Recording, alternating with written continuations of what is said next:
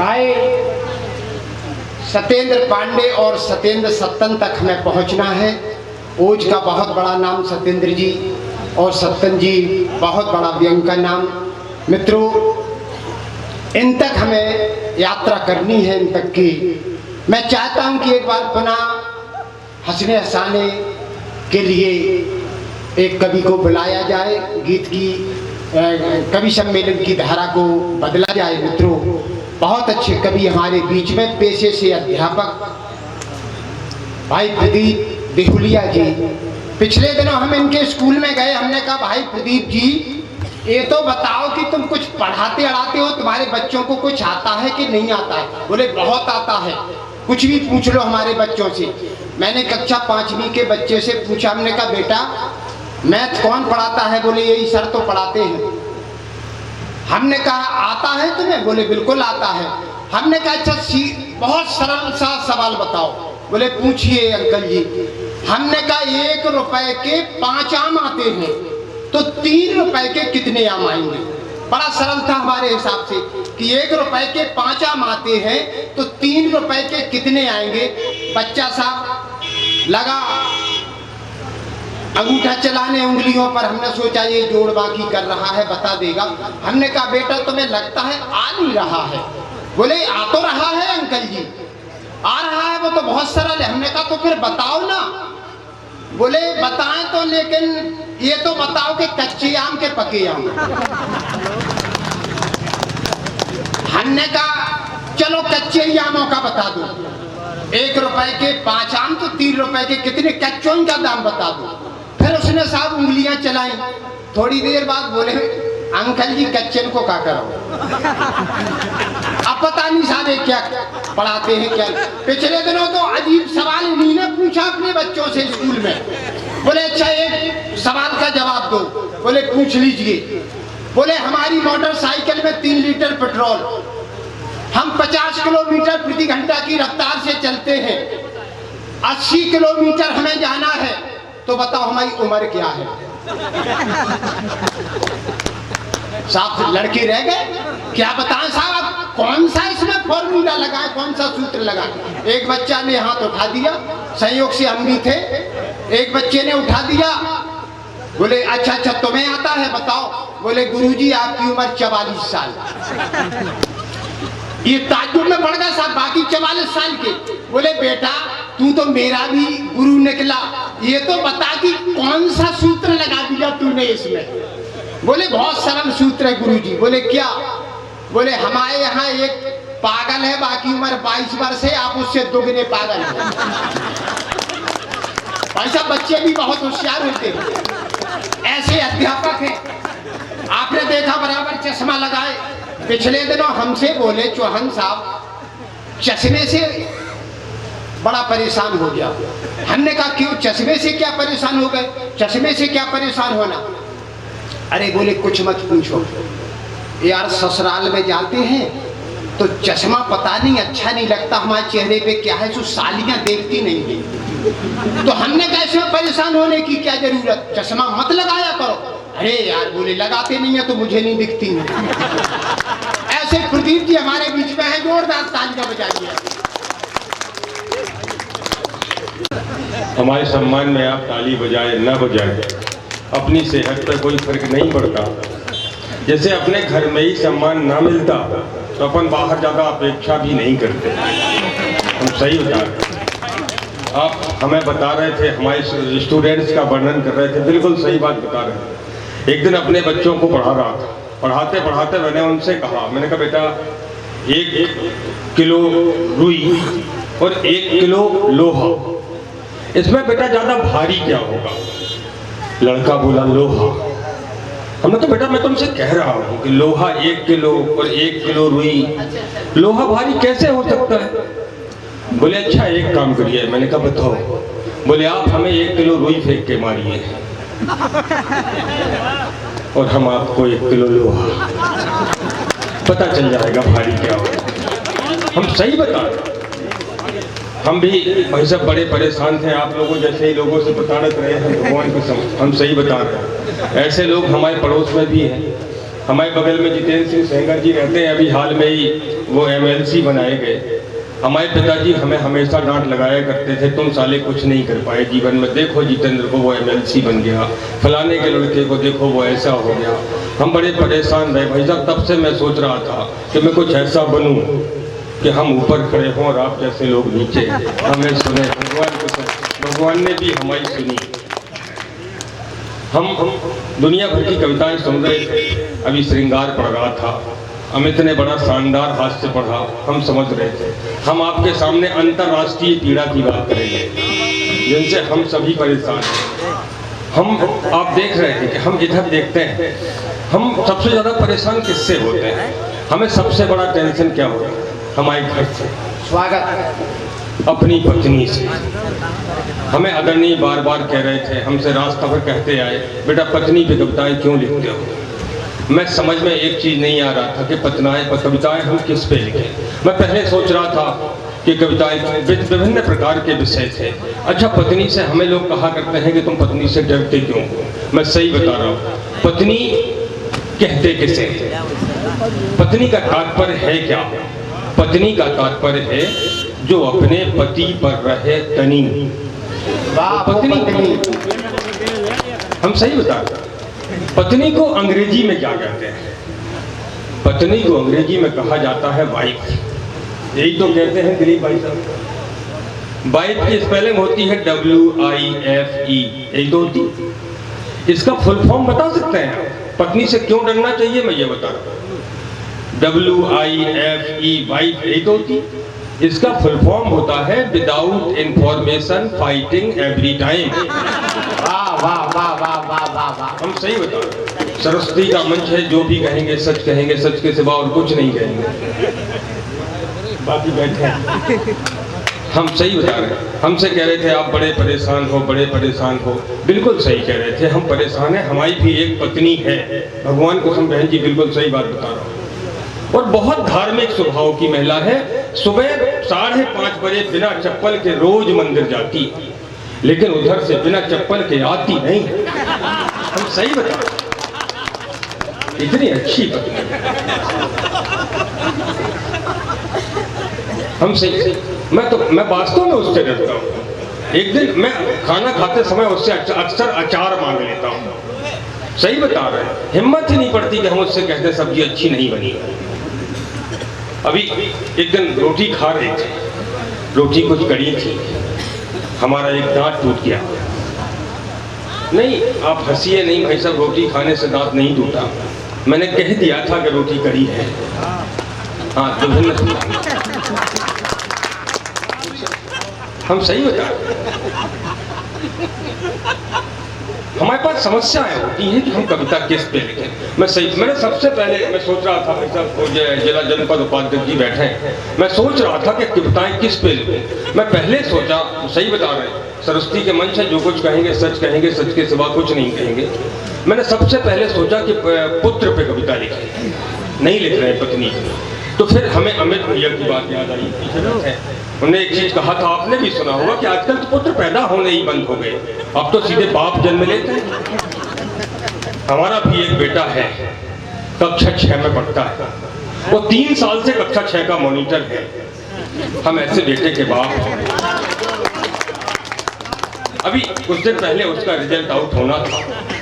मैंने उससे कहा, हमारे यहाँ कुछ रिश्तेदार बैठे थे, तो मैंने उनसे कहा कि लड़का होनहार है, रिजल्ट लेके आने वाला था। मैंने उससे कहा, बेटा एक चीज याद रखना, आज रिश्तेदार बहुत बैठे हैं, इनके सामने तुम ये ना कह देना कि फेल हो गए, सबके सामने हमारी बेइज्जती हो जाएगी, आखिर हमारा भी समाज में कोई स्थान है।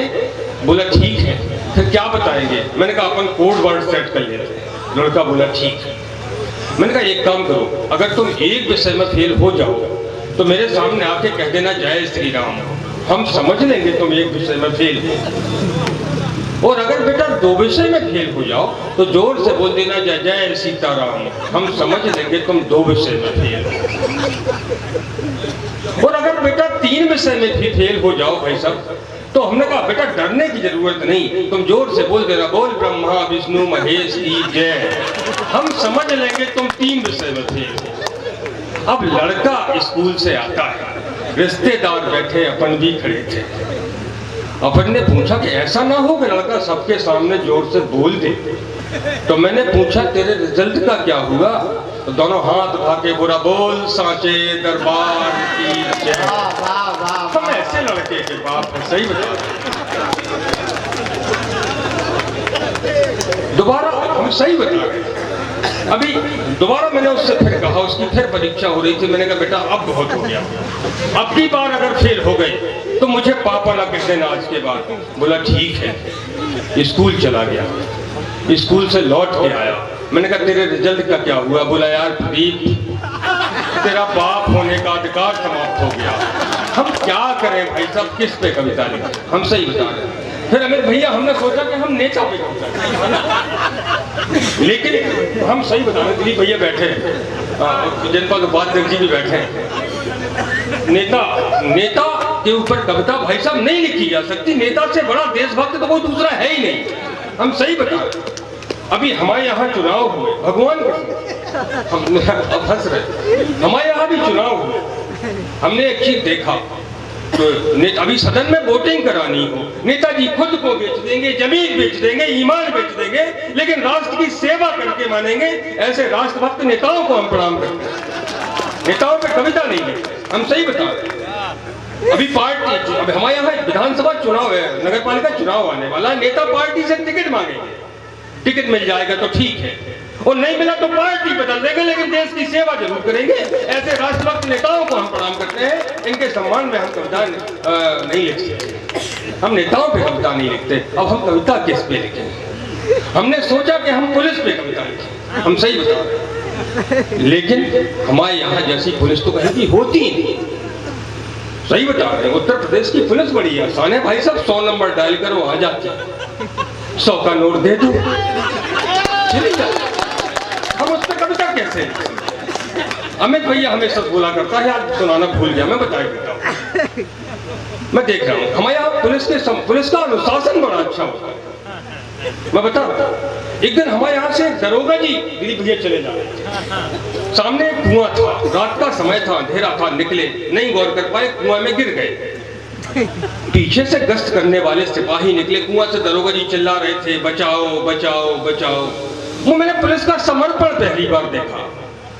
जैसे ही कुछ सिपाही वहां से गुजरे, बचाओ बचाओ की आवाज सुनी, आसपास के दरवाजे खटखटाए, वहां से रस्सी मंगाई, कुएं में रस्सी डाली, दरोगा जी को बाहर निकाला, और दरोगा जी पूरे बाहर आ गए। लगभग 2 फीट आना शेष था, और उस सिपाही ने देखा कि सामने दरोगा जी, तो उसने रस्सी छोड़ दी, बोला जय हिंद साहब, हम प्रणाम करते हैं संशासन। पुलिस पे कविताएं नहीं लिखते। कुछ समय के बाद फिर से रस्सी दी, एसपी साहब भी राउंड पे आ गए, दोबारा रस्सी डाली गई, फिर निकाला गया, दरोगा जी फिर से ऊपर आ गए, लगभग थोड़ा सा आना शेष था। अब दरोगा जी ने देखा कि सामने एसपी साहब, दरोगा जी ने खुद रस्सी छोड़ दी, बोला जय हिंद साहब, हम प्रणाम करते हैं संशासन को, हम पुलिस पे कविताएं नहीं लिखते। एक बार जोरदार तालियां बजाइए। अब हम कविताएं किस पे लिखें? अब हम कविताएं किस पे लिखें? तो हमारे पास एक ही टॉपिक बचा, पत्नी। उसी पे लिख सकते हैं। सबसे पहले एक मुक्तक के माध्यम से अपनी पत्नी को प्रणाम करता हूं, हमें आदेशित कर दीजिएगा कि हम अपना कार्यभार शुरू करें। अपनी पत्नी को पहले जी मेरा नमन, अपनी पत्नी को पहले जी मेरा नमन, बात कवियत्रियों को भी मेरा नमन, मंच पर बैठे कवियों की पत्नी सहित आपकी पत्नियों को भी मेरा नमन। अब आप ताली बजा सकते हो। हाँ। अब आप घर में जाके भी ये कह सकते हो कि एक कभी ऐसा भी था जो तुम्हें प्रणाम कर रहा था, आपको गालियां नहीं सुननी पड़ेंगी, ये मेरा दावा है। हम आपका ख्याल ज्यादा रख रहे हैं आपसे पहले। हम भैया एक बात और भी है, हम पुरुषों की सबसे बड़ी बेइज्जती हर जगह होती है। कल आपने देखा होगा राष्ट्रीय पुरुष दिवस था, कल राष्ट्रीय पुरुष दिवस था। भाई साहब एक चीज और पता नहीं होगी आपको, कल अखिल विश्व शौचालय दिवस भी था। कि हम पुरुषों की बेइज्जती हम खा गए। सही बता रहे हैं। हरनाथ दादा बड़े गरज के बात कर रहे थे। अभी हम एक दिन इनके घर गए। अभी आप हिंदी भाषा जब इन्होंने कविताएं पढ़ी ममता बाड़ी जी ने, तो आप हिंदी भाषा का महत्व तो बता रहे थे, आप सब सुन रहे हो। हम सही बता रहे हैं। एक दिन हम इनके घर गए, हमें पता है कि हिंदी कितनी अच्छी भाषा है। मतलब एक दिन हम इनके घर गए, हरनाथ सिंह दादा के, और जैसे ही हम इनके घर पहुंचे, इनकी पति पत्नी की कोई वार्तालाप हो रहा था। थोड़ा देर उनने कुछ कहा होगा जो नहीं समझे। उन्होंने कहा समझ में ना आई हो तो हम हिंदी में समझाएं। भगवान कसम बिना कहे समझ गए। हम प्रणाम करते हैं। ये हिंदी की क्लिष्टता है, हम हिंदी समझ लेते हैं। हमें पत्नी पीड़ित बार बार लोग कह देते हैं, सभी कह देते हैं। मैं सबसे पहले चाह रहा था एक मुक्तक अपने सम्मान में कर दूं, क्योंकि मैं अपना परिचय का एक मुक्तक एक छंद पढ़ना चाह रहा था अपने परिचय का। इसके बाद हम अपने नैसर्गिक काव्य पाठ पे आते हैं। तो जब तक आप लोग कहेंगे तब तक हम मंच पे खड़े रहेंगे। हम उत्तर प्रदेश से आए हैं। हमारे यहाँ उत्तर प्रदेश में मैं आपको बताऊं कहाँ कौन सी चीज शोभायमान हो रही है, कहाँ क्या चल रहा है। मैं सही बता रहा हूँ। देखो भाई साहब मध्य प्रदेश से बैठे और स्वागत बोल रहे हैं। बाग संग माली और दरोगा मुख गाली। हमारे यहाँ क्या चल रहा है दिलीप भैया? हमारे यहाँ भी सरकार भारतीय जनता पार्टी की है। बाग संग माली और दरोगा मुख गाली, कभी मंचन को ताली गीत कविता विशेष में। बाग संग माली और दरोगा मुख गाली, कभी मंचन को ताली गीत कविता विशेष में। घर घर वाली और भोजन को थाली, एक हस्त पुष्ट साली ससुरालियों के देश में।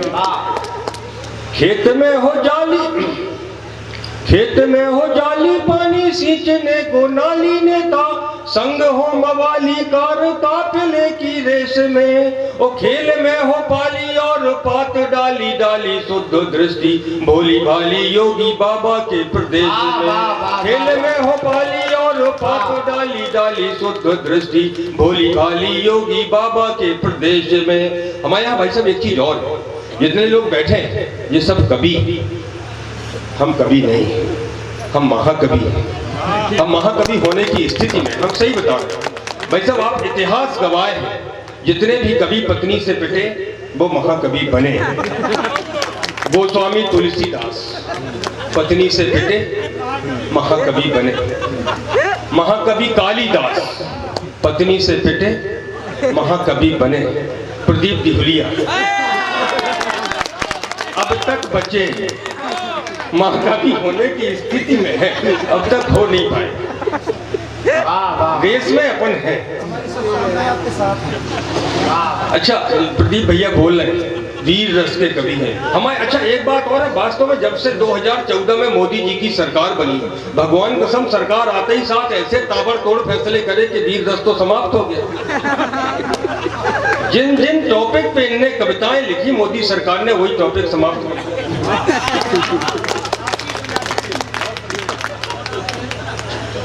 भाई साहब आज पहली बार देख रहा हूँ यहाँ एक पुरुष दूसरे पुरुष को माला पहना रहा है।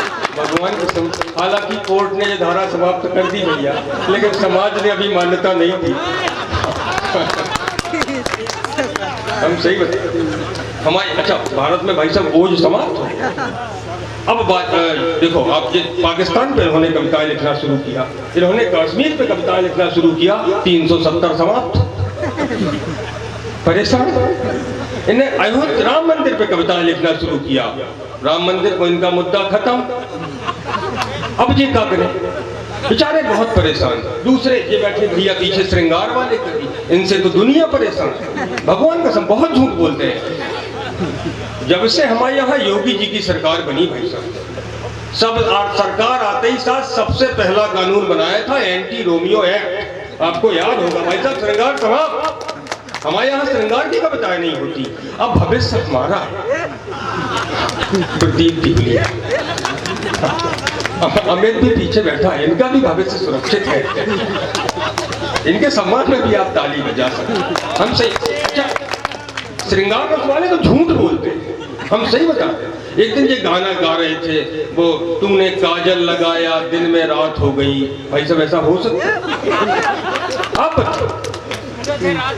अभी वो नवोदित पति पीछे बैठा है अमित, अगर भाई साहब काजल लगाने से रात होती तो सवेरे के 4 बजते हो ये काजल लगवाता, सवेरे ही ना हो। सही बता। इसके बाद दूसरी लाइन आपने इस गाने की और सुनो, तूने चुनरी लहराई बरसात हो गई। हो सकता है भाई साहब, वो अगर है तो चल हमारे हारे तो हला दे, क्या करें बताओ, संभव नहीं है।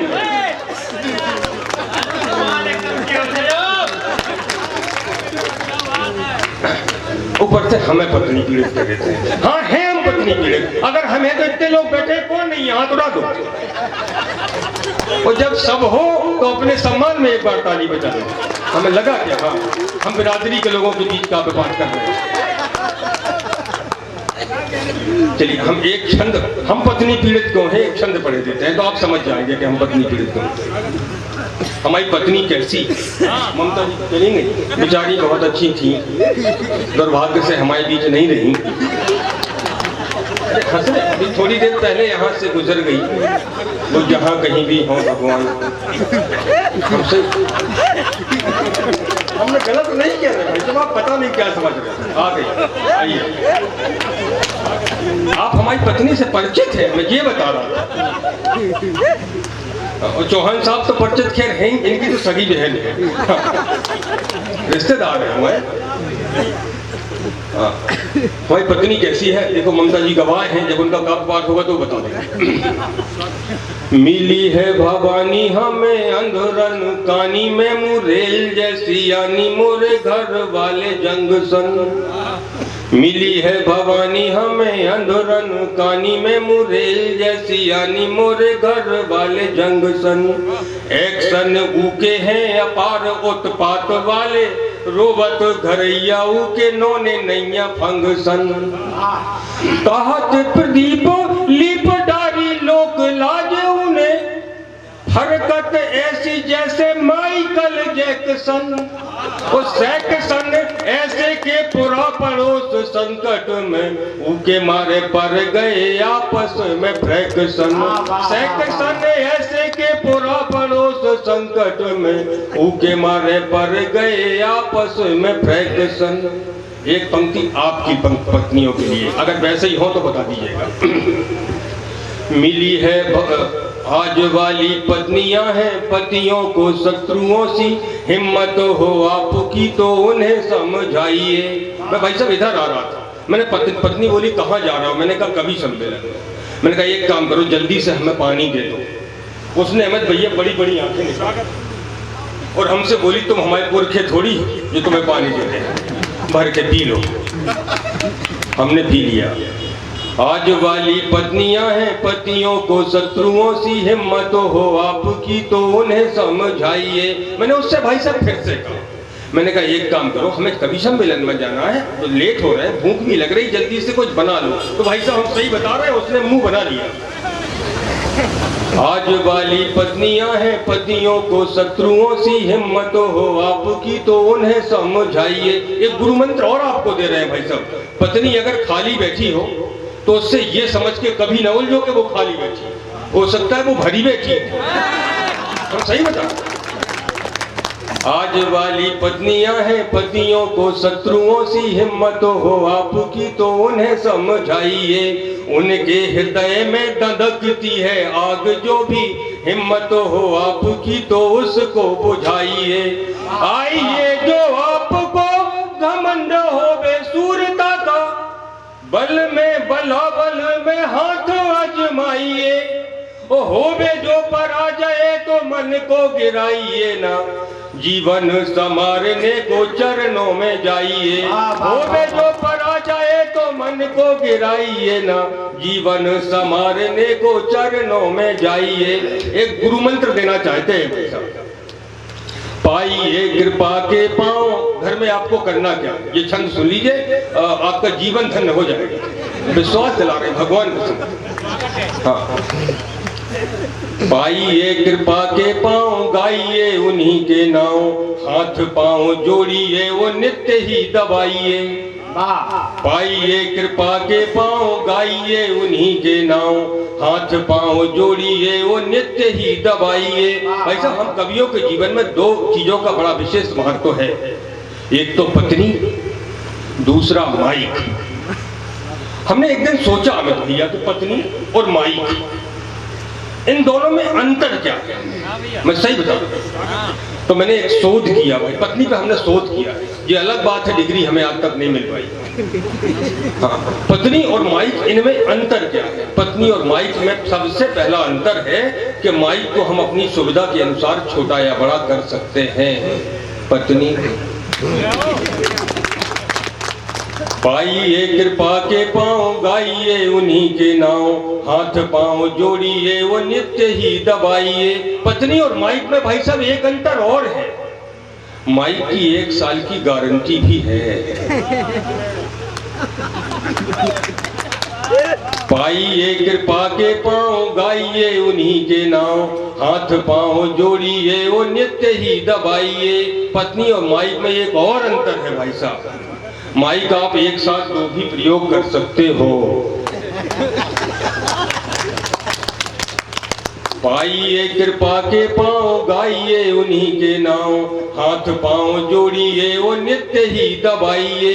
एक सबसे बड़ा अंतर है भाई साहब, अगर माइक खराब हो जाता है तो बोलना बंद कर देता है, लेकिन पत्नी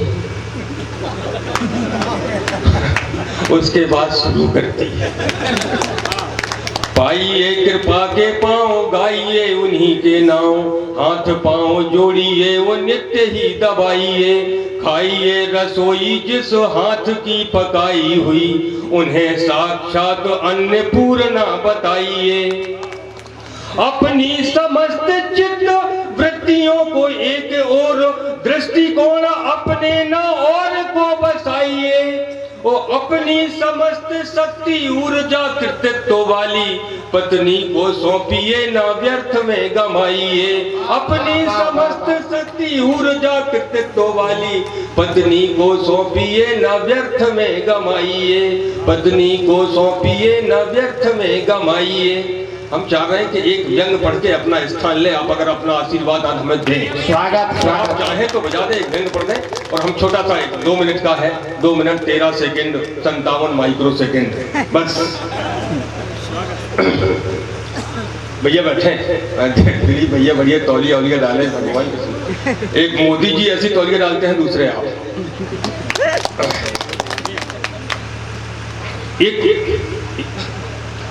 एक अत्यंत विषैले सर्प ने एक सफल राजनेता के पैर में मारा दंश। भाई साहब गौर करिएगा, एक अत्यंत विषैले सर्प ने एक सफल राजनेता के पैर में मारा दंश। इसी दौरान सर्प के दांतों को छू गए नेताजी की चरण रज के कुछ अंश। इसी दौरान सर्प के दांतों को छू गए नेताजी की चरण रज के कुछ अंश। अब वो सर्प अपने से बड़े बिस्तरों के बिलों के आसपास प्रायः मंडराने लगा। अब वो सर्प अपने से बड़े बिस्तरों के बिलों के आसपास प्रायः मंडराने लगा और उनके तलवों पे अपनी जीभ लपलपाने लगा। और उनके तलवों पे अपनी जीभ लपलपाने लगा। यूं तो वो पहले से भी बड़े शिकार निकल जाता था। यूं तो वो पहले से भी बड़े शिकार निकल जाता था, किंतु स्वयं को सिर्फ ओज पर निर्भर बताता था। इन सब आचरणों में वो सर्प समाज में विशिष्ट होता जा रहा था। लेकिन प्रत्येक 5 वर्ष के बाद कुछ माह के लिए बेहद शिष्ट होता जा रहा था। लेकिन प्रत्येक 5 वर्ष के बाद कुछ माह के लिए बेहद शिष्ट होता जा रहा था। बड़े सर्पों की आगवानी की व्यवस्था अब उसका नैतिक धर्म था।